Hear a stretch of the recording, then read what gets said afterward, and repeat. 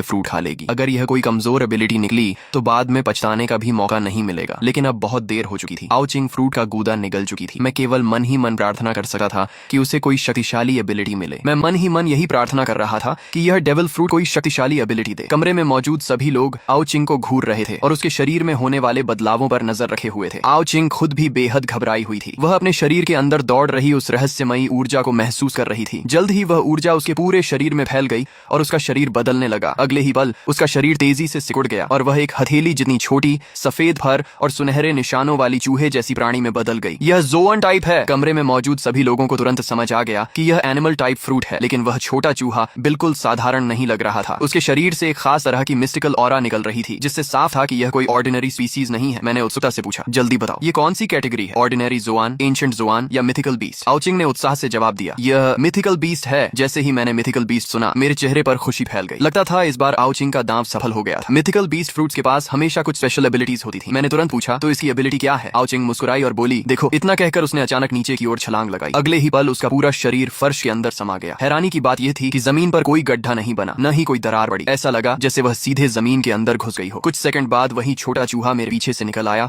और फिर human beast form में बदल गया। उसने गर्व से सीना तान कर कहा, महिलाओं और सज्जनों, मैं आधिकारिक रूप से अपनी डेविल फ्रूट एबिलिटी की घोषणा करती हूँ। मेरी फ्रूट है animal type rat fruit, mythical beast, treasure rat form. फिर उसने उंगली उठाकर कहा, मेरे पास कुल 3 एबिलिटीज हैं। पहली एबिलिटी, मैं किसी भी मिट्टी, पत्थर या अर्थ टाइप ऑब्स्टिकल को पार कर सकती हूँ, चाहे जमीन के अंदर जाना हो या दीवार के आर पार निकलना हो। मेरे लिए यह सिर्फ पानी की एक परत पार करने जैसा है। ये सुनकर हम सब हैरान रह गए। लेकिन आओ चिंग यही नहीं रुकी। उसने आगे कहा, दूसरी एबिलिटी, मेरे पास एक इंडिपेंडेंट ट्रेजर स्पेस है, जिसमें मैं किसी भी नॉन लिविंग ऑब्जेक्ट को स्टोर कर सकती हूँ। इतना कहकर वह कमरे के कोने में रखे मॉ को उठाकर अपने सीने की तरफ ले गई। अगले ही पल उसने उस लंबे मॉ को सीधे अपने शरीर के अंदर धकेल दिया। कमरे में मौजूद सभी लोगों की आंखें फैल गईं। वह लंबा मॉ पूरी तरह उसके शरीर में गायब हो गया। यहाँ तक कि माँ लियू यून भी हैरान होकर उसकी तरफ दौड़ी। उन्होंने आओ चिंग के कपड़ों के अंदर हाथ डालकर देखा कि कहीं उसने मॉ छिपाया तो नहीं है, लेकिन वहाँ कुछ नहीं था। फिर आओ चिंग ने अपना हाथ सीने के पास डाला और उसी मॉ को वापस बाहर निकाल लिया। मेरी सबसे ज्यादा दिलचस्पी दूसरी एबिलिटी में थी। मैंने तुरंत पूछा, इस स्टोरेज स्पेस का साइज कितना है? ये मेरे लिए बेहद महत्वपूर्ण सवाल था। मेरी जानकारी के अनुसार अपोकलिप्स के शुरुआती चरण में किसी भी तरह का स्टोरेज इक्विपमेंट मौजूद नहीं था। बाद में होगा या नहीं यह भी मुझे नहीं पता था। लेकिन अगर आओ चिंग का स्टोरेज स्पेस बड़ा निकला तो वह हमारे लिए अनमोल साबित हो सकता था। आओ चिंग ने जवाब दिया, अभी इसका साइज सिर्फ 10 क्यूबिक मीटर्स है, लेकिन जैसे जैसे मैं फ्रूट को डेवलप करूंगी ये स्पेस लगातार बड़ा होता जाएगा। ये सुनकर मैं पहले ही काफी प्रभावित था। लेकिन तभी आओ चिंग ने शरारती मुस्कान के साथ कहा, अभी खत्म नहीं हुआ है, मेरी तीसरी एबिलिटी भी है। मैं एक पल के लिए पूरी तरह चौंक गया। सिर्फ अर्थ ट्रैवल और पर्सनल स्टोरेज स्पेस ही पहले से गॉड टियर एबिलिटीज जैसी थी, और अब वह कह रही थी कि उसके पास तीसरी एबिलिटी भी है। मैंने तुरंत पूछा, क्या? आओ चिंग गर्व से बोली, ट्रेजर डिटेक्शन। ये सुनते ही मेरे मुंह से लगभग गाली निकल गई। अर्थ ट्रैवल, स्टोरेज स्पेस और ट्रेजर डिटेक्शन, ये कॉम्बिनेशन तो बिल्कुल चीट एबिलिटी जैसा था। एक पल के लिए मुझे लगा कि मेरी एज्योर ड्रैगन फ्रूट भी इतनी शानदार नहीं है। लेकिन फिर मैंने खुद को याद दिलाया कि एज्योर ड्रैगन फ्रूट की भी अपनी खूबियां थीं। सबसे पहले वह विंड, फायर और लाइटनिंग तीनों नेचुरल एलिमेंट्स को कंट्रोल कर सकती थी। दूसरा, वह क्लाउड राइडिंग की मदद से उड़ने की एबिलिटी देती थी। और तीसरा, वह अन्य अधिकांश ज़ोआन फ्रूट्स की तुलना में कहीं ज्यादा स्ट्रेंथ, डिफेंस, स्पीड और रिकवरी प्रदान करती थी। तुलना करने पर साफ था कि एज्योर ड्रैगन कॉम्बैट के लिए बनी थी, जबकि ट्रेजर रैट कॉम्बैट के बाहर सपोर्ट और एक्सप्लोरेशन के लिए बनी थी। लेकिन तभी आओ चिंग का चेहरा थोड़ा उदास हो गया। उसने कहा, इस फ्रूट की एक कमजोरी भी है। दूसरे ज़ोआन यूजर्स की तरह बीस्ट फॉर्म में जाने पर मुझे कोई स्ट्रेंथ या डिफेंस बूस्ट नहीं मिलता, बल्कि बीस्ट फॉर्म में मेरी कॉम्बैट पावर लगभग 0 हो जाती है। फिर उसने ह्यूमन बीस्ट फॉर्म दिखाते हुए कहा, और ह्यूमन बीस्ट फॉर्म में भी मुझे लगभग कोई फिजिकल एनहांसमेंट नहीं मिलती। मेरी स्ट्रेंथ और डिफेंस एक सामान्य इंसान जैसी ही रहती है। इतना कहने के बाद वह फिर मुस्कुराई, लेकिन मेरी स्पीड बहुत ज्यादा है। मुझे लगता है कि मेरी स्पीड बोनस बाकी मिथिकल ज़ोआन यूजर्स से कम 2 गुनी है। उसके चेहरे पर गर्व साफ दिखाई दे रहा था। सच कहूं तो यह कॉम्बैट ओरिएंटेड डेविल फ्रूट नहीं थी, लेकिन इसकी यूटिलिटी शायद एज्योर ड्रैगन फ्रूट से भी ज्यादा मूल्यवान थी। आखिर ट्रेजर डिटेक्शन का मतलब क्या था? अपोकलिप्स के इस दौर में दुनिया का सबसे बड़ा ट्रेजर क्या था? जवाब लगभग तय था, डेविल फ्रूट्स। हालांकि सिर्फ डेविल फ्रूट्स ही नहीं, भविष्य में अलग अलग सीक्रेट रेल्म्स और मिस्टिकल डंजन्स भी खुलने वाले थे। और आओ चिंग की यह एबिलिटी हमें उन सभी जगहों पर छिपे हुए ट्रेजर्स, रिसोर्सेज और अपॉर्चुनिटीज ढूंढने में बेहद बड़ी बढ़त देने वाली थी। यह सोचकर मेरे मन में एक ही विचार आया, शायद हमारी पूरी फैमिली की किस्मत अभी अभी बदल गई थी। भविष्य में खुलने वाले सीक्रेट रेल्म्स और मिस्टिकल डंजन्स में भी हमें इस एबिलिटी की वजह से बहुत बड़ा फायदा मिलने वाला था। मैंने कुछ देर सोचने के बाद थंडर फ्रूट आओ चिंग को देते हुए कहा, इसे अपने ट्रेजर स्पेस में रखो। फिलहाल पूरी दुनिया में इससे ज्यादा सुरक्षित जगह कोई नहीं है। थंडर फ्रूट की असली कीमत समझने के बाद मैंने उसे एओ चिंग के स्टोरेज स्पेस में रखवा दिया। इसके बाद मैंने अपने पॉइंट्स में से सभी को 30 पॉइंट्स दिए, ताकि वे 3 कलर हॉकी की ट्रेनिंग मेथड एक्सचेंज कर सकें। आखिर बिना डेविल फ्रूट के भी अगर कोई हॉकी को उसकी सीमा तक विकसित कर ले तो वह एक शक्तिशाली योद्धा बन सकता था। वहीं दूसरी तरफ डेविल फ्रूट होने के बावजूद अगर किसी की हॉकी कमजोर हो तो वह अपोकलिप्स में धीरे धीरे पीछे छूट जाता। इसके बाद मैंने डिवाइन स्पेस से सभी के लिए एक साधारण मिलिट्री नाइफ एक्सचेंज की। सारी तैयारी पूरी होने के बाद मैं सभी को लेकर घर से बाहर निकल गया। बिल्डिंग के नीचे अनगिनत ज़ॉम्बीज इधर उधर भटक रहे थे। मैं ड्रैगन ह्यूमन फॉर्म में बदला और एक ज़ॉम्बी को बैट से मारकर जमीन पर गिरा दिया ताकि वह हिल न सके। फिर मैंने अपने पिता से कहा, पापा इस नाइफ से इसे खत्म कीजिए। आओ हाय कुछ क्षण झिनके। आखिर वह ज़ॉम्बी बनने से पहले एक इंसान ही था। उनके लिए किसी इंसान जैसे दिखने वाले प्राणी को मारना आसान नहीं था। तभी आओ चिंग आगे बढ़ी और बोली, भैया पापा को मैं डेमोन्स्ट्रेशन देती हूँ। उसने तुरंत अपनी लॉन्ग नाइफ निकाली और एक ही वार में ज़ॉम्बी का सिर अलग कर दिया। हवा में सड़ी हुई बदबू फैल गई। आओ हाय ने नाक सिकोड़ ली, लेकिन एक डॉक्टर होने की वजह से वह ज्यादा नहीं घबराए। मैंने फिर एक और ज़ॉम्बी को पकड़कर जमीन पर गिरा दिया। इस बार ल्यू मेंकियान खुद आगे आई और उसने ज़ॉम्बी को खत्म कर दिया। दोनों लड़कियों को देखकर आखिर आओ हाय ने भी हिम्मत जुटाई और अपनी पहली ज़ॉम्बी को खुद मार गिराया। उसके बाद मान ल्यू युन ने भी एक ज़ॉम्बी को खत्म किया। जहां तक लिन कुई की बात थी, वह पहले से ही अकेले एक ज़ॉम्बी से लड़ सकता था। कॉम्बैट कोच होने की वजह से उसकी कॉम्बैट एबिलिटी मेरे परिवार के बाकी लोगों से कहीं बेहतर थी। अब उन सभी के पास हॉकी ट्रेनिंग मेथड थी। आर्मामेंट हॉकी की असली ट्रेनिंग एक्सट्रीम फिजिकल कंडीशनिंग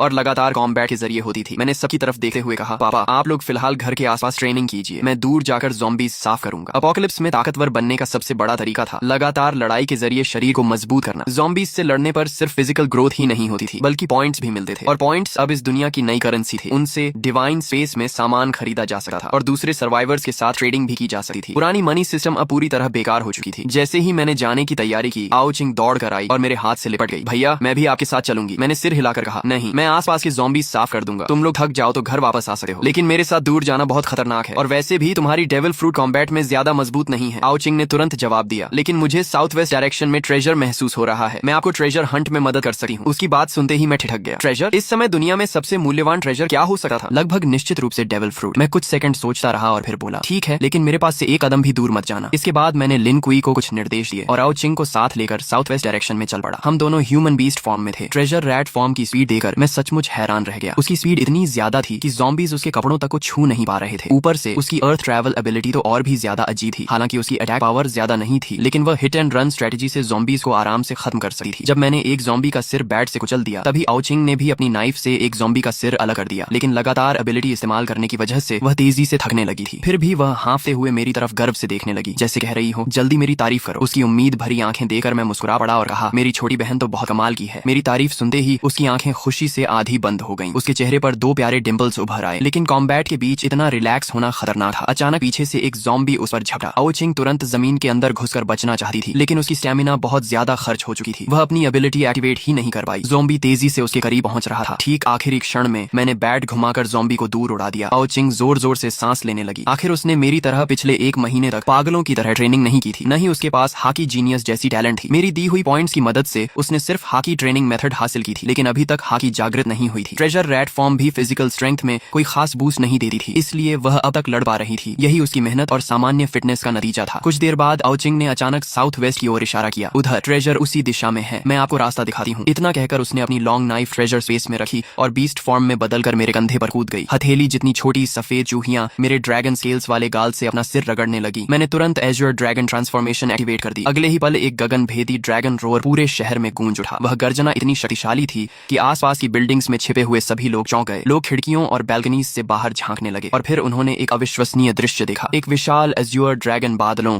और धुंध पर कदम रखते हुए आसमान की ओर उड़ रहा था और कुछ ही क्षणों में बादलों के समुद्र के भीतर गायब हो गया। अगर एज्योर ड्रैगन बॉस हमारे बीएन सिटी तक आ ही गए हैं, तो क्या वह पूरे शहर के ज़ॉम्बीज साफ कर देंगे? किसी ने आसमान में उड़ते एज्योर ड्रैगन का वीडियो रिकॉर्ड करके डिवाइन स्पेस के कम्युनिकेशन चैनल पर अपलोड कर दिया। जो लोग ज़ॉम्बीज से लड़ने की हिम्मत नहीं जुटा पा रहे थे, वे अपने घरों में छिपे हुए थे और डिवाइन स्पेस के जरिए दुनिया भर के सर्वाइवर्स से बातचीत कर रहे थे। दूसरी तरफ मैं आओ चिंग के बताए हुए डायरेक्शन में उड़ता हुआ तेजी से आगे बढ़ रहा था। ट्रेजर रेड फॉर्म में बदली आओ चिंग बार बार अपनी छोटी नाक फड़काकर ट्रेजर की दिशा महसूस कर रही थी। जैसे जैसे हम ट्रेजर के करीब पहुंचते गए, उसकी फीलिंग और मजबूत होती गई। जल्द ही हम एक घने जंगल के ऊपर पहुंच गए। मैं आसमान से नीचे उतरा और ह्यूमन बीस्ट फॉर्म में बदल गया। फिर हम दोनों तेजी से जंगल के अंदर दौड़ पड़े। यहाँ इंसान बहुत कम थे और ज़ॉम्बीज भी मुश्किल से 2-4 दिखाई दे रहे थे। रास्ते में मिले ज़ॉम्बीज को मैंने आसानी से खत्म कर दिया। तभी अचानक आओ चिंग जोर से चिल्लाई। एक बड़े पाइन ट्री के नीचे एक बदसूरत और चालाक चेहरे वाला आदमी खड़ा था। उसके हाथ में एक लाल रंग का सितारे के आकार का डेविल फ्रूट था। उसके चेहरे पर पागलों जैसी खुशी थी। वह शहर से जान बचाकर भागा था और सोचा था कि सुनसान जंगल में छिप जाएगा, लेकिन यहाँ उसे डेविल फ्रूट मिल गया था। वह वन पीस का फैन नहीं था, इसलिए फ्रूट को पहचान नहीं पाया, लेकिन डिवाइन स्पेस के फोरम से उसे इतना पता था कि कोई भी डेविल फ्रूट बेहद कीमती ट्रेजर होती है। वह फ्रूट को देखते हुए हंस पड़ा। लगता है किस्मत आखिरकार वांग देफा पर मेहरबान हो गई। इतना कहकर उसने अपने पीले दांतों वाला मुंह खोला और फ्रूट को खाने ही वाला था। मेरा और आओ चिंग का चेहरा तुरंत बदल गया। अब उसे रोकने के लिए हमारे पास समय नहीं था। मैंने बिना सोचे एक गर्म फायर ब्रेथ उसकी तरफ फेंक दी। अगले अगले ही पल वह आदमी आग में घिर गया। मैं और आओ चिंग तुरंत दौड़कर वहां पहुंचे। राख के बीच डेविल फ्रूट बिल्कुल सुरक्षित पड़ी थी। मैंने राहत की सांस ली और उसे उठा लिया। अपोकलिप्स का एक जीवन जीने के बाद मेरे अंदर पहले जैसी दया नहीं बची थी, लेकिन आओ चिंग के चेहरे पर असहजता साफ दिखाई दे रही थी। उसकी परवरिश ऐसी नहीं थी कि वह किसी को मरते हुए देखकर सहज रह सके। मैंने शांत स्वर में कहा, इस दुनिया में ताकत ही नियम है। अगर हमारे पास शक्ति नहीं होती और किसी को हमारे डेविल फ्रूट का पता चल जाता तो हमारा भी यही हाल होता। आओ चिंग ने धीरे से सिर हिलाया। अपोकलिप्स को अभी सिर्फ 2 दिन हुए थे, लेकिन डिवाइन स्पेस के फोरम पर उसने इंसानी लालच और क्रूरता के कई उदाहरण देख लिए थे। वह मेरी बात समझती थी, लेकिन उसके दिल में अभी भी थोड़ा अपराध बोध था। वह चुपचाप मेरा हाथ पकड़कर खड़ी रही। फिर हम दोनों ने उस डेविल फ्रूट को गौर से देखा। वह लाल रंग का हार्ट शेप्ड फ्रूट था, जिस पर काले घुमावदार पैटर्न्स बने हुए थे। वन पीस फैंस होने के कारण हम दोनों ने उसे तुरंत पहचान लिया। ये वन पीस की सबसे कीमती फ्रूट्स में से एक थी। निका फ्रूट की तरह इसकी कीमत भी 50 अरब बेली मानी जाती थी। ये थी ऑप फ्रूट, लॉ की प्रसिद्ध सर्जरी फ्रूट। मेरे पिछले जीवन में इस फ्रूट का यूजर एक बेहद मशहूर और शक्तिशाली व्यक्ति था, लेकिन वह ताकतवर व्यक्ति और ये घटिया आदमी एक दूसरे से बिल्कुल अलग थे। साफ था कि इस आदमी ने फ्रूट खाने के बाद ज्यादा समय तक जीवित नहीं रहा होगा। उसकी मौत के बाद फ्रूट फिर से दुनिया में कहीं और रिस्पॉन हुई होगी और बाद में किसी असली शक्तिशाली व्यक्ति के हाथ लगी होगी। अपोकलिप्स की डेविल फ्रूट्स भी मैंगा की तरह काम करती थी। किसी एबिलिटी यूजर की मौत के बाद उसकी फ्रूट दुनिया में कहीं भी रैंडम लोकेशन पर फिर से पैदा हो जाती थी। इसी वजह से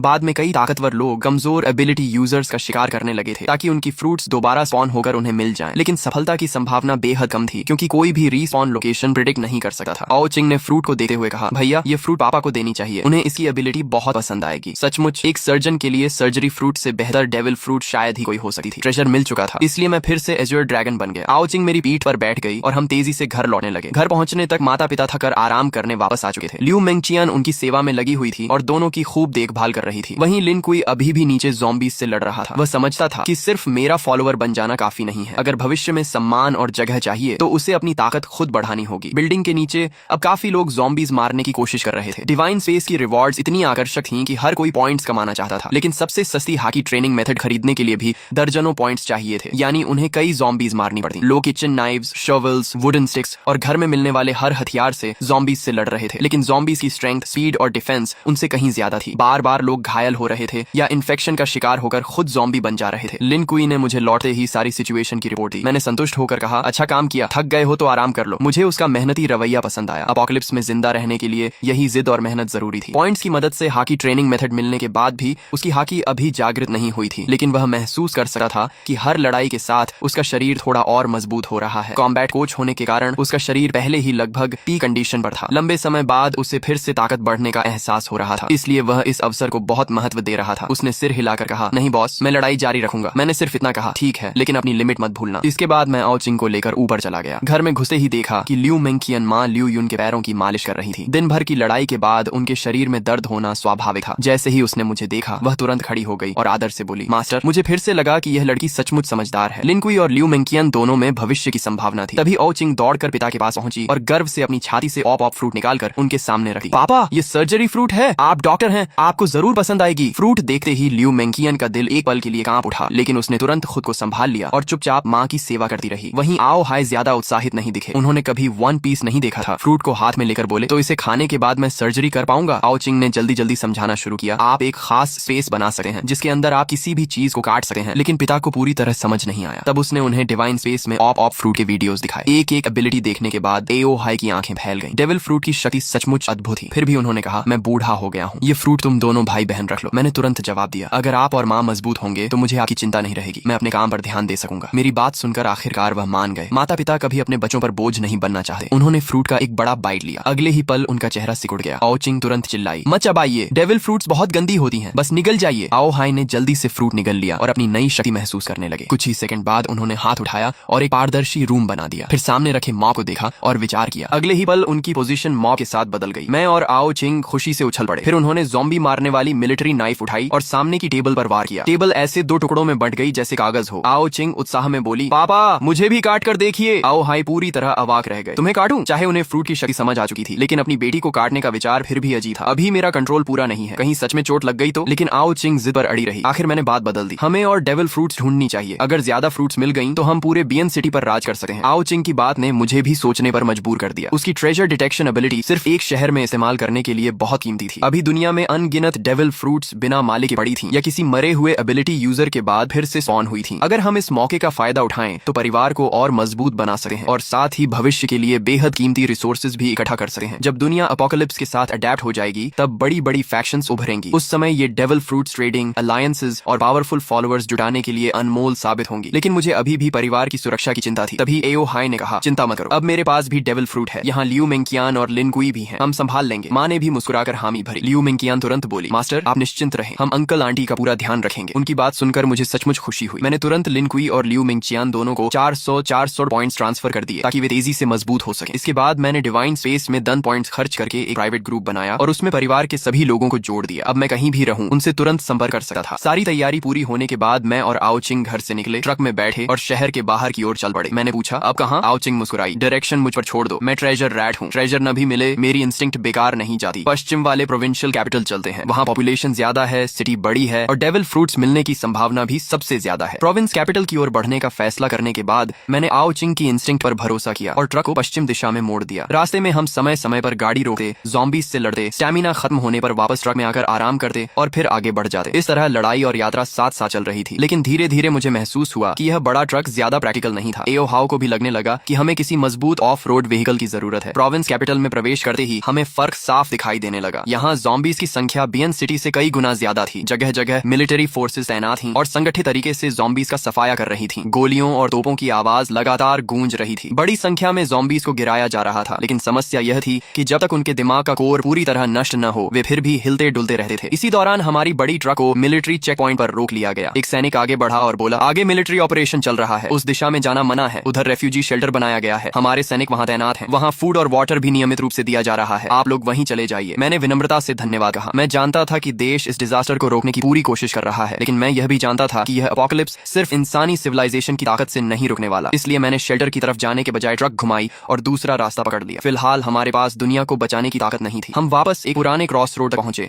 और फिर उत्तर दिशा में लगभग 7-8 किलोमीटर चलने के बाद दोबारा पश्चिम की ओर मुड़ गए। इस इलाके में मिलिट्री कंट्रोल नहीं था, इसलिए ज़ॉम्बीज अभी भी हर जगह फैले हुए थे। कभी कभी किसी बिल्डिंग के बाहर सर्वाइवर्स ज़ॉम्बीज से लड़ते दिखाई देते। वे किसी तरह कुछ ज़ॉम्बीज मारते, फिर तुरंत बिल्डिंग के अंदर लौट जाते, आराम करते और बाद में फिर बाहर आकर पॉइंट्स कमाने की कोशिश करते। हर कोई अपोकलिप्स में जिंदा रहने के लिए अपनी अपनी पूरी कोशिश कर रहा था। लेकिन उसी दौरान मेरी नजर एक और चीज पर पड़ी जिसने मेरा ध्यान खींच लिया। ये एक शानदार ऑफ रोड व्हीकल थी, सिविलियन वर्जन की आर्मर्ड व्हीकल जैसी मजबूत और भारी। इसमें मिलिट्री टारगेटिंग सिस्टम जैसी सुविधाएं नहीं थी, लेकिन बाकी हर चीज मौजूद थी। ये लगभग वही व्हीकल थी जिसकी मुझे तलाश थी। इस समय एक युवा उस व्हीकल के अंदर छिपा हुआ था। उसने डोर में एक छोटा सा होल बना रखा था और वहीं से एक लंबा स्पीयर बाहर निकालकर ज़ॉम्बीज पर हमला कर रहा था। हालांकि उसके लिए ज़ॉम्बी के सिर पर वार करना आसान नहीं था, लेकिन धीरे धीरे वह कुछ ज़ॉम्बीज मारने में सफल हो जाता था। मैंने अपनी ट्रक उस डोंगफंग मेंगशी व्हीकल के पास रोक दी। फिर मैं और आओचिंग नीचे उतरे। मैं ड्रैगन ह्यूमन फॉर्म में बदल गया और अपनी भारी बेसबॉल बैट घुमाते हुए आगे बढ़ा। ये बैट इतनी उपयोगी थी कि पॉइंट्स होने के बावजूद मैंने अब तक कोई स्पेशल वेपन एक्सचेंज नहीं किया था। दूसरी तरफ व्हीकल के अंदर छिपा युवक घबरा गया। उसने देखा कि उसके पास अचानक एक ट्रक आकर रुकी है। उसके दिल की धड़कन तेज हो गई। हे भगवान, एजर ड्रैगन बॉस, क्या एजर ड्रैगन बॉस भी मेरी गाड़ी लूटने आए हैं? वह अंदर बैठा बैठा तरह तरह की बातें सोचने लगा। लेकिन कुछ ही मिनटों में मैंने आसपास के सभी ज़ॉम्बीज खत्म कर दिए और उसकी व्हीकल की विंडो पर नॉक किया। युवक ने सावधानी से डोर खोला। उसे पता था कि अगर एज्योर ड्रैगन बॉस सच में उसकी व्हीकल चाहते तो उसे रोकने की कोई ताकत उसके पास नहीं थी, इसलिए सहयोग करना ही बेहतर था। मैंने सीधे कहा, एक ट्रक, आधा कंटेनर डीजल और बदले में मुझे तुम्हारी ये व्हीकल चाहिए। युवक कुछ सेकंड तक मुझे घूरता रहा। उसके चेहरे पर हैरानी साफ दिखाई दे रही थी। एक ट्रक और आधा कंटेनर डीजल मेरी मेंगशी के बदले? उसने मन ही मन सोचा कि मैं शायद उसकी व्हीकल सीधे छीन लूंगा, लेकिन मैं तो बाकायदा एक्सचेंज की बात कर रहा था। उसने जल्दी ही हिसाब लगा लिया। वैसे भी व्हीकल बदलने के बाद ट्रक उसके किसी काम की नहीं रहने वाली थी और इतना डीजल वह अकेले इस्तेमाल भी नहीं कर सकता था। लेकिन फिर उसे मेरी असली योजना समझ में आ गई। मैं असल में बहुत कम कीमत देकर एक बेहतरीन व्हीकल लेना चाहता था। अचानक उसने मुस्कुराकर कहा, बॉस मुझे ट्रक नहीं चाहिए, डीजल भी नहीं चाहिए, मैं आपको व्हीकल फ्री में दे देता हूँ। मैं थोड़ा चौंका। फिर तुम्हें क्या चाहिए? युवक ने बिना झिझक जवाब दिया, बस मुझे अपने साथ ले चलिए। पिछले 2 दिनों में उसने अपोकलिप्स की असली भयावहता देख ली थी। अब उसके सामने एज्योर ड्रैगन जैसा ताकतवर व्यक्ति खड़ा था। अगर अभी उसने इस मौके को गंवा दिया तो शायद फिर कभी ऐसा अवसर नहीं मिलेगा। उसे साफ दिख रहा था कि यह एक ऐसी जांग है जिसे पकड़ना ही होगा। उसकी मोटी चमड़ी देखकर मैं कुछ पल के लिए निरुत्तर रह गया। यह आदमी सचमुच बेशर्म था। मैंने सिर हिलाया और कहा, मुझे अभी कुछ जरूरी काम है, मैं तुम्हें साथ नहीं ले जा सका। युवक का चेहरा तुरंत उतर गया, लेकिन मैंने आगे कहा, ऐसा करते हैं, मैं तुम्हें 30 पॉइंट्स देता हूँ, इससे तुम 3 colour hockey training method exchange कर सकते हो। बाकी का रास्ता तुम्हें खुद तय करना होगा। युवक की आंखें चमक उठी। बॉस, उसकी आवाज भावुक हो गई। आखिर अपोकलिप्स में शुरुआती 30 पॉइंट्स किसी खजाने से कम नहीं थे। मुझे साथ ले चलो ना, मैंने विल्डरनेस सर्वाइवल सीखी है, मैं बहुत सारे काम कर सकता हूँ, मुझे साथ ले चलो ना, मुझे साथ ले चलो ना। वह अपोकलिप्स एंथुसियास्ट था। उसने खास तौर पर यह मोटी सिविलियन आर्मर्ड व्हीकल बनवाई थी और पूरा सर्वाइवल इक्विपमेंट सेट भी तैयार किया था। देखिए, ये गाड़ी मैंने खुद कस्टम बनवाई है और ये सारे उपकरण भी मैंने ही तैयार किए हैं। मैं सच में बहुत काम आ सका हूँ, लेकिन मुझे अभी अपने काम करने हैं, इसलिए तुम्हें साथ ले जाना संभव नहीं है। हाँ, मैं तुम्हारे विला के सारे ज़ॉम्बी साफ कर सकता हूँ और तुम्हारे पास जो 30 से ज्यादा पॉइंट्स हैं उनसे तुम हाकी ट्रेनिंग मेथड खरीद सकते हो और धीरे धीरे खुद भी मजबूत बन सकते हो। भले ही उसका मकसद पूरा नहीं हुआ, लेकिन हाकी ट्रेनिंग मेथड मिलना भी कम नहीं था। कम से कम अब उसके पास इस अपोकलिप्स में सचमुच जिंदा रहने का सहारा था। मैं और आउचिंग उसके साथ उसके विला में गए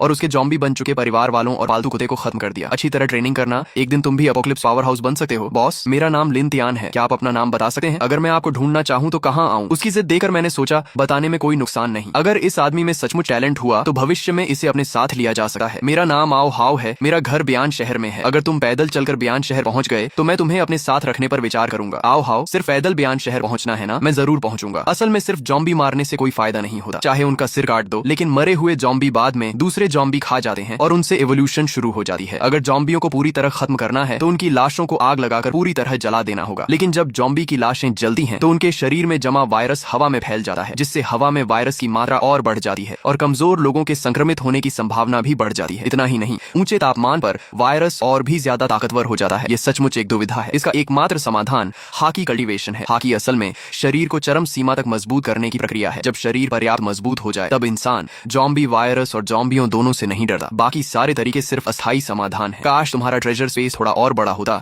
तो हम सारा डीजल अपने साथ ले जा सकते थे। अभी ईंधन सीमित है, इसलिए हमारी खोज का दायरा भी सीमित है। तुम्हें लगता है मैं नहीं चाहती? डेविल फ्रूट एबिलिटी डेवलपमेंट इतना आसान नहीं होता। और हाँ, ये जंक फूड कम खाया करो। थक जाओ तो डिवाइन स्पेस शॉप से एक वाटर मीट खरीद लेना, उससे ताकत जल्दी वापस आती है। यह सुनकर मैं तुरंत उत्साहित हो गया। जैसे ही सुना कि आगे कोई खजाना है, मैंने रास्ते में ज़ॉम्बी मारना लगभग बंद कर दिया और पूरी स्पीड से आओ शिंग द्वारा बताए गए दिशा में बढ़ने लगा। लेकिन जब हम आखिरकार वहां पहुंचे तो पता चला कि मामला आसान नहीं है। वहां एक फैक्ट्री थी जिसके चारों तरफ लोहे की जाली लगी हुई थी। बाहर बहुत सारी मशीनें और टूटी फूटी मेज कुर्सियां जमा करके बैरिकेड बनाया गया था ताकि ज़ॉम्बी अंदर न घुस सके। बैरिकेड के पीछे लोगों ने फैक्ट्री के औजारों से लंबे डंडों वाले हथियार तैयार किए थे, जिनसे वे बैरिकेड तोड़ने की कोशिश करने वाले ज़ॉम्बियों को मार रहे थे। फैक्ट्री के अंदर भी काफी लोग लगातार गश्त कर रहे थे ताकि कोई ज़ॉम्बी अंदर न घुस पाए। अगर कोई ज़ॉम्बी जाली पर चढ़ने की कोशिश करता तो तुरंत कोई लंबा भाला लेकर उसे नीचे गिरा देता। ये जगह अब एक शुरुआती सेफ बेस बन चुकी थी और इससे साफ था कि यहाँ का नेतृत्व करने वाले लोग साधारण नहीं है। तुम गाड़ी में ही रहना, बाहर बहुत ज्यादा ज़ॉम्बी हैं। ये तुम्हारे ट्रेनिंग के लिए सही जगह नहीं है। भैया, आप भी सावधान रहना। ये लड़का पागल है। देखते जाओ कैसे ज़ॉम्बी इसे फाड़ डालेंगे। हाँ, ये 3 सेकंड भी नहीं टिकेगा। आसपास के सारे ज़ॉम्बी मेरी तरफ आकर्षित हो गए, लेकिन मैंने फिर भी ड्रैगन ट्रांसफॉर्मेशन नहीं की, क्योंकि अब मैं कॉपर स्किन रेल्म तक पहुंच चुका था। मेरी पहले से अच्छी शारीरिक क्षमता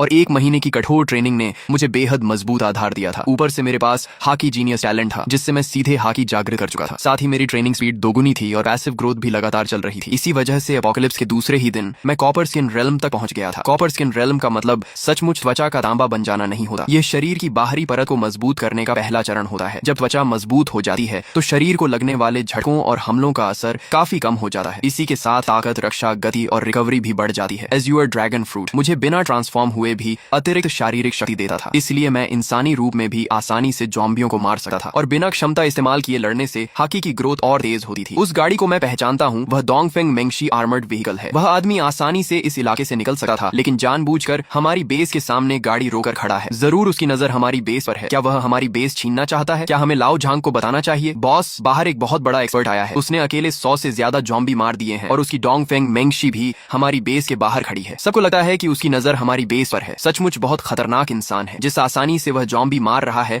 उसे देखकर बहुत दबाव महसूस हो रहा है। अगर उसका इरादा खराब हुआ तो क्या हम उससे लड़ भी पाएंगे? पूरे 1 घंटे बाद फैक्ट्री के उत्तरी गेट के बाहर के सारे ज़ॉम्बी खत्म हो गए। मैंने अपने दर्द करते हाथ को झटका और सीधे फैक्ट्री के गेट तक पहुंच गया। मुझे अंदर जाकर एक चीज लेनी है। क्या लेने आए हो? जाहिर है मैं ये नहीं बता सकता था कि मैं डेविल फ्रूट लेने आया हूँ। ऐसा लग रहा था कि वह डेविल फ्रूट किसी बहुत छिपी हुई जगह पर है, वरना यहाँ के लोग उसे कब का खोज कर खा चुके होते। जैसे ही मैंने यह कहा, सामने खड़े लोग, दरवाजा खोलो। कब्जा किए हुए सैनिकों की कोई कहावत होती है ना, कुछ तो था, नकली चाल से दुश्मन को बहलाना। मैं भले ही एक साधारण मजदूर हूँ, लेकिन फौजी किताबें पढ़ता रहता हूँ। तुम हमें बेवकूफ नहीं बना सके। हमारे पास खुद खाने को कम है, तुम कहीं और जाओ। हाँ, हमें बेवकूफ मत बनाओ। अगर मैं जबरदस्ती अंदर जाना चाहूँ तो मैं कोई अच्छा इंसान नहीं हूँ, लेकिन आमतौर पर बिना वजह लोगों पर हमला भी नहीं करता। उम्मीद है तुम लोग समझदारी दिखाओगे। धत्त तेरे की, हम इतने लोग हैं, हम तुमसे क्यों डरे? हिम्मत है तो अंदर आकर दिखा, देखते हैं कौन किससे डरता है। मैं भी देखना चाहता हूँ कि तुम क्या कर लोगे। तभी एक अदृश्य दबाव चारों ओर फैल गया। मजदूरों को ऐसा लगा जैसे किसी राजा की भयंकर किंग ऑरा उनके सामने उतर आई हो। उनके दिलों में डर भर गया। कुछ लोग तो वहीं घुटनों के बल गिर पड़े। सबसे डरपोक लोग तो सीधे बेहोश हो गए। केवल लाओ झांग और कुछ लोग जिन्होंने हाकी ट्रेनिंग शुरू कर दी थी मेरी तरफ देख पा रहे थे। यह तो निश्चित रूप से कॉन्करर्स हाकी है। बॉस, इसे अंदर आने दीजिए। इसके सामने झुकना शर्म की बात नहीं है। हाँ, ताकतवर ही राजा होता है, इसमें शर्म कैसी? मैंने कॉन्करर्स हाकी छोड़ने के बाद बातचीत जारी रखने का इरादा छोड़ दिया था। समय बर्बाद करने का कोई मतलब नहीं था। मेरी बेसबॉल बैट पर काली चमक लिपट गई। मैंने पूरी ताकत से वार किया दिया और मजदूरों द्वारा बड़ी मेहनत से बनाई गई बाधा एक ही झटके में टूट गई। लाओ झांग ने अपना हथियार कसकर पकड़ा, लेकिन आखिरकार हमला करने की हिम्मत नहीं जुटा पाया। शायद वह सोच रहा था कि ज़ॉम्बी का सिर ज्यादा मजबूत है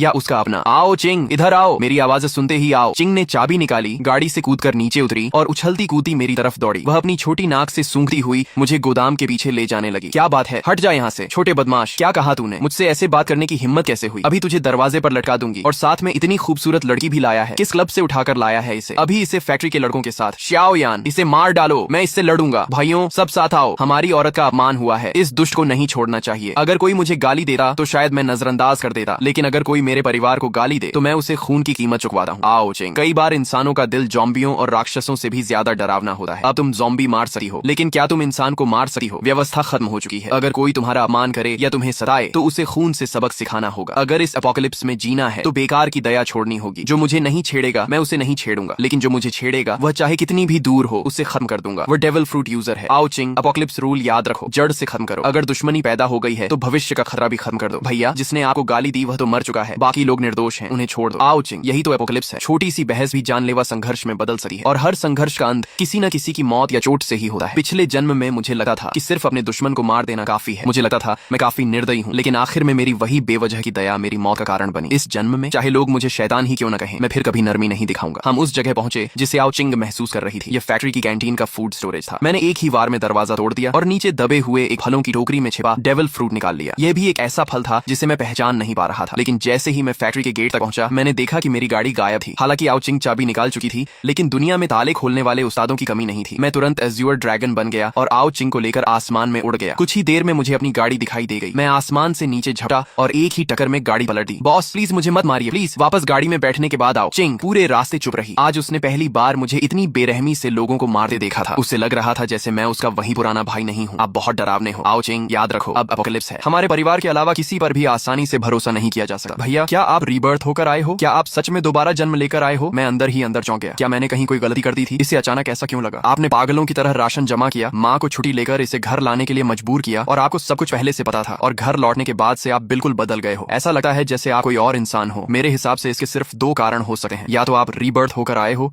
या फिर किसी और आत्मा ने आपका शरीर ले लिया है। आखिरी बात कहते समय उसकी आवाज कांपने लगी। वह मेरी तरफ देखने से भी डर रही थी। उसे डर था कि उसका भाई अब वही इंसान नहीं रहा। अरे ओ पगली, मुझे पता था मैं तुम्हें कभी नहीं छोड़ूंगा। भैया, पिछले जन्म में आपकी मौत कैसे हुई थी? क्या मैं वहाँ भी इतनी ताकतवर थी? और मम्मी पापा कैसे थे? तुम सब मर गए थे। जिसने भी तुम्हें नुकसान पहुंचाया था मैं उसे टुकड़े टुकड़े कर देना चाहता था। फैक्ट्री छोड़ने के बाद हम पश्चिम की ओर बढ़ते रहे। रास्ते में जहाँ भी ज़ॉम्बियों के झुंड मिलते हम उतरकर उनसे लड़ते। हाकी को मजबूत करने के लिए मैंने एज़्योर ड्रैगन पावर का इस्तेमाल लगभग बंद कर दिया था। आओ चिंग अभी तक हाकी अवेकनिंग नहीं कर पाई थी, इसलिए उसकी ताकत कम थी, लेकिन ट्रेजर माउस फॉर्म की स्पीड के सहारे वह भी आराम से ज़ॉम्बियों से लड़ लेती थी। इस तरह हम लगातार 3 दिन पश्चिम की ओर बढ़ते रहे। 3 दिनों में हमें एक भी नया डेविल फ्रूट नहीं मिला। इससे आओ चिंग का उत्साह थोड़ा कम हो गया। उसे तो लगने लगा कि शायद उसकी क्षमता में ही कोई समस्या है, लेकिन मैंने उसे बताया कि यही सामान्य बात है। पिछले जन्म में जब मैं दूसरे चरण तक जिंदा था तब एक बड़ी शक्ति द्वारा किए गए आंकड़ों के अनुसार दुनिया में कुल मिलाकर सिर्फ 10,000 से थोड़ा अधिक अलग अलग एबिलिटी यूजर्स पाए गए थे। भैया, हमें उस दिशा में जाना चाहिए। आओ। चिंग ने सड़क किनारे निकलने वाले एक छोटे रास्ते की ओर इशारा किया। मैंने नक्शा देखा और हैरान रह गया। वह रास्ता सीधे पहाड़ों के अंदर जाता था। पिछले जन्म में भी कई लोग पहाड़ों में छिप गए थे। वे इंसानों की भीड़ से तो बच गए, लेकिन मजबूत बनने का मौका खो बैठे और अंत में जंगलों में मारे गए। मुझे लगा है वहाँ कुछ अच्छा मिलेगा। आओ चिंग खुद भी पूरी तरह आश्वस्त नहीं थी, क्योंकि इंट्यूशन जैसी चीज पर भरोसा करना मुश्किल था, लेकिन मुझे उस पर भरोसा था। इसीलिए मैंने गाड़ी सीधे पहाड़ों की ओर मोड़ दी। रास्ते में कोई जंबी नहीं था, इसीलिए गाड़ी पूरी रफ्तार से दौड़ने लगी। आओ चिंग आगे पैर हिलाते हुए बैठी थी, स्नैक्स खा रही थी और डिवाइन स्पेस फोरम में वीडियो पोस्ट देख रही थी। भैया, अभी मैंने एक पोस्ट देखी। कोई आदमी रो रहा था कि उसे डेविल फ्रूट नहीं मिला। अरे अरे, ये चेहरा क्यों बना रहे हो? पता है वह आदमी कौन है? वह खुद वेइतियान था। शायद बेचारा लेखक गुस्से से फट ही गया होगा। मुझे याद आया कि पिछले जन्म में भी उसका कोई खास नाम नहीं बना था। भले ही दुनिया उसी की बनाई कहानी जैसी हो गई थी, लेकिन अब उसका मूल लेखक से कोई खास संबंध नहीं बचा था। धीरे धीरे शाम होने लगी। मैंने तय किया कि आज रात सड़क किनारे ही रुकेंगे। जैसे ही हमने एक पहाड़ी मोड़ पार किया, सामने दूर रोशनी दिखाई दी। रोशनी का मतलब था कि वहाँ इंसान मौजूद हैं, लेकिन एपोकलिप्स में सबसे कम भरोसेमंद चीज इंसान ही होते हैं। मैं निर्दयी जरूर था, लेकिन बेगुनाह लोगों को यूं ही नुकसान पहुंचाने वाला नहीं था। फिर भी इंसानों का दिल पढ़ना मुश्किल होता है। किसी अजनबी के यहाँ रुकना बहुत खतरनाक था, इसलिए मैंने सड़क किनारे ही गाड़ी रोक दी। वहाँ की रोशनी का थोड़ा फायदा लेते हुए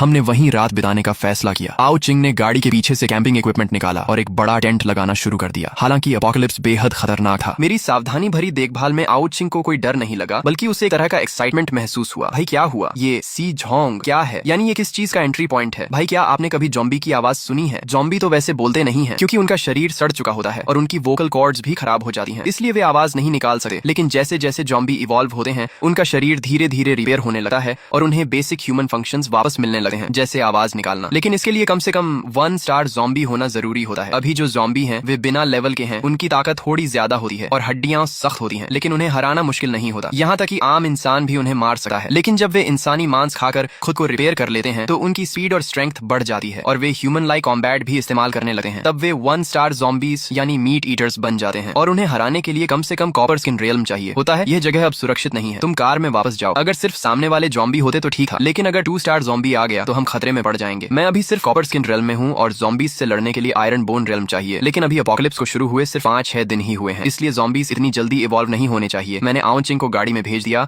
और ह्यूमन ड्रैगन फॉर्म में स्टील की छड़ लेकर आवाज की दिशा में बढ़ गया। पास जाकर देखा तो एक पुराना टूटा हुआ मंदिर था जो पहाड़ी इलाके में था और बहुत जर्जर